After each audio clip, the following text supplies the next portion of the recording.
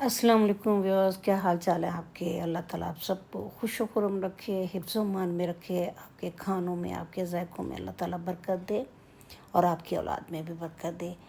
सुबह सुबह ये देखिए, मैंने अपनी खिड़की में से कैप्चर किया है। बाहर इतनी तेज़ धूप है, इतनी तेज़ धूप है कि ना मुझे लगता है कि ना आज तो ना बहुत ही सख्त दिन होगा और मुश्किल दिन होगा।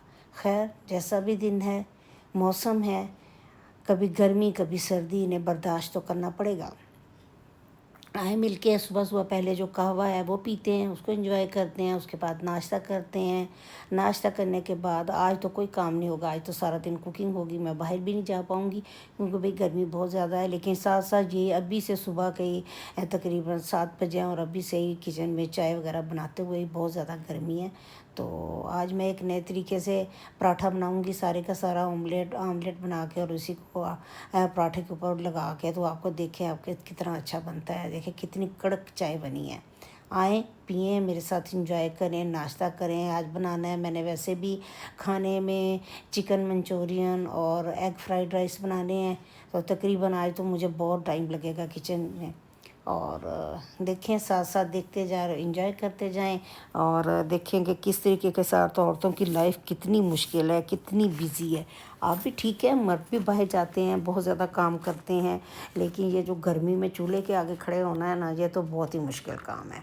ऐसे लगता है जैसे अल्लाह की तरफ से हम पर कोई आजमाइश आई हुई है। लेकिन खैर, ये तो अपनी फैमिली के लिए, अपने बच्चों के लिए ये सब करना तो अच्छा लगता है। तो अच्छी बात है, इसके साथ चल करना चाहिए, इसके साथ चलना चाहिए और अच्छा लगता है सारा कुछ। तो ये हो गया है। तो हमें ये है कि ये होता है कि जब भी हम कोई किसी से बात करते हैं, बेशक वो कोई अपना है, अपना कोई रिश्तेदार है या अपने इर्द गिर्द के लोग हैं, ख़ास हमारे घर में हमारे मुलाज़िम ही हैं, तो हमें ये हो जाता है कि अल्फाज को ना हमें सोच समझ के इस्तेमाल करना चाहिए। ये नहीं होता कि हम कई दफ़ा बड़े हार्श किस्म के लफ्ज़ इस्तेमाल कर लेते हैं। तो हमें ऐसे इस्तेमाल करने, जैसे हम मछली खाते हैं ना, तो कितनी एहतियात से खाते हैं। इसलिए एहतियात से खाते हैं कि कहीं वो कांटा हमारे गले में ना फंस जाए। तो ये तो सिर्फ़ हमारे जिस्म को ही नुकसान देगा ना। तो हम तो ये कभी भी नहीं सोचते कि हमारे जो इतने हार्श लफ्ज़ होते हैं, इतने सख्त लहजा होता है और इतना सख्त रवैया होता है, तो उससे किसी के दिल पे कितने ज़ख्म लगते हैं और कितना वो परेशान होता है, क्योंकि अल्फाज दिलों को चीर देते हैं। तो हमें ज़रा सोच समझ कर अच्छे तरीके के साथ ही दूसरों के साथ पेश आना चाहिए। और ख़ास तौर पर कई दफ़ा ये होता है कि हम किसी बंदे को बहुत ज़्यादा लाचार और बेबस देखते हैं, तो हम समझते हैं कि शायद ये हमसे मांगने चला आया है। किसी का खाली बर्तन देखते हैं तो मांगने चला आया है शायद। खाली बर्तन का ये मकसद है कि कोई हमें बेबस नज़र आता है, गरीब नज़र आता है, तो हम उसके साथ इतना रूडली बिहेव करते हैं। तो यही है कि हम ये नहीं सोचते कि वो उसका इस वक्त खाली हाथ देख के हम देख रहे हैं कि शायद वो हमसे मांगने आया। हो सकता है वो हम लोगों में बांट के आया हो और अब इस वक्त इसके हाथ खाली हों। यानी कि ज़िंदगी में पूरी ज़िंदगी उसने गुजारी है, वो लोगों को पता नहीं किस तरीके के साथ कितना दे दे चुका है, कितना लोगों के साथ अच्छा रवैया कर चुका है, और वक़्त जो है उसके ऊपर एक आजमाइश के तौर पे आया हुआ है। और आजमाइश जो है वो हर इंसान की ज़िंदगी में आती है। सब लोगों को इस इम्तिहान से गुज़रना पड़ता है। तो ये है कि जब हम पर आज़माइश आती है, तो ये तो एक मोमिन की शान होती है ना। आज़माइश और तकलीफ़ में बहुत फ़र्क है। आज़माइश हम पे इसलिए आती है कि अल्लाह ताला हमें आज़मा रहा होता है। किस लिए आज़मा रहा होता है कि आया इसके अंदर कितना सब्र है, कितनी बर्दाश्त करने की सलाहियत है। और इस तरीके के साथ हमारे दर्जात बुलंद होते हैं अल्लाह ताला की नज़र में, अल्लाह ताला के दरबार में। देखिए, हम किसी बच्चे को स्कूल में दाखिल करते हैं, हम ही दाखिल करते हैं उसे किंडरगार्टन में करते हैं या वैसे उसको नर्सरी में दाखिल करते हैं। तो ये तो नहीं है कि नर्सरी के साथ ही उसको 10th क्लास के एग्ज़ाम के लिए बैठा दिया जाए। हर क्लास के बाद उसको एक आजमाइश आती है ना, उसका इम्तिहान आता है। तो एक के बाद एक के बाद एक के बाद आहिस्ता आहिस्ता आहिस्ता आहिस्ता वो हर दफ़ा इम्तिहान देता है, आजमाइश में से गुजरता है और आखिरकार अपनी मंजिल मकसूद पर पहुंच जाता है और उसके दर्जात बुलंद होते चले जाते हैं। और ये दर्जात उसकी तालीमी दर्जात होते हैं। तो इसी तरह अगर हम पर कोई आजमाइशें आती हैं, क्योंकि हम अल्लाह ताला से कई दफ़ा दुआएं मांगते हैं ना, अल्लाह ताला तू बहुत गनी है, अल्लाह ताला तू बहुत ज़्यादा बेनियाज है, अल्लाह ताला तू बहुत ज़्यादा ہماری دعائیں سننے والا ہے۔ تو ہم کئی دفعہ یہ بھی کہہ دیتے ہیں اللہ تعالیٰ سے مانگتے مانگتے کہ اللہ تعالیٰ تو ہمیں تو اس قدر زیادہ ہے ہماری باتوں کو سننے والا کہ تو اپنی تمام کے تمام اپنے نام جو اللہ تعالیٰ کے ہیں اس کے تفعیل سے ہم مانگتے ہیں۔ تو کہہ جاتے ہیں کئی دفعہ کہتے ہیں کہ اللہ تعالیٰ تو ہی ہمارا ولی ہے، تو ہی ہمارا حامی و ناصر ہے۔ اور جب ہم اللہ کو اپنا ولی بنا دیتے ہیں تو پھر یہ ہو جاتا ہے، تو پھر وہ کہہ دیتا ہے کہ ٹھیک ہے، ہماری وہ دعا ہوتی ہے، اور وہ دعا اس لیے ہوتی ہے کہ ہم اللہ کو اپنا ولی بنا لیتے ہیں، اور اللہ تعالیٰ پھر ہم پہ کوئی نہ کوئی جب آزمائش آتی ہے تو وہ ہمارے درجات بلند کرنے کے لیے آتی ہے۔ وہ اللہ کہتے ہیں نا کہ اللہم الصابرین، اور اللہ تعالیٰ صبر کرنے والوں کے ساتھ ہے۔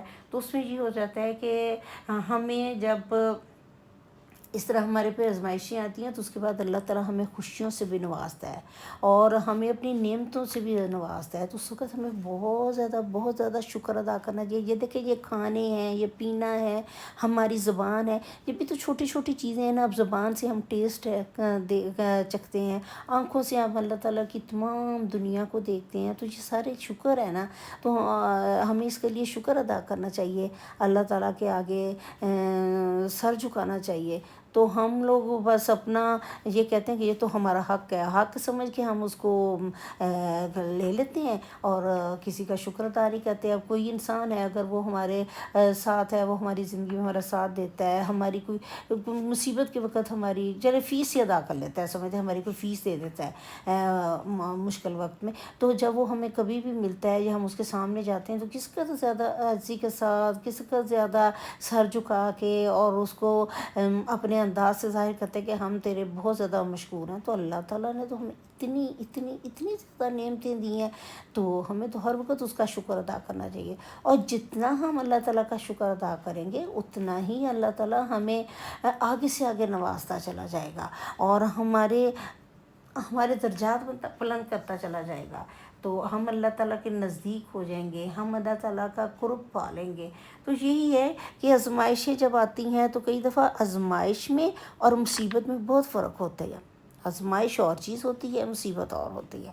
تو اللہ تعالیٰ وہی کہتا ہے کہ اے بندے، میں مصیبتیں مجھے کیا پڑی کہ تم پہ مصیبتیں ڈالوں۔ مصیبتیں جو ہوتی ہیں وہ ہماری کرنیوں کا پھل ہوتا ہے، جو ہم نے کیا ہوتا ہے، جو ہمارا رویہ ہوتا ہے، جو ہمارا اخلاق ہوتا ہے، یا دوسرے لوگوں کے ساتھ برتاؤ ہوتا ہے، اس کی وجہ سے ہم پر مصیبتیں آتی ہیں۔ تو یہی ہے کہ اللہ تعالیٰ کہتا ہے کہ انسان، تم پر جو وہ مصیبت آئی ہے تمہارے اپنے وجہ سے آئی ہے، تمہاری اپنی کرنی کی وجہ سے آئی ہے۔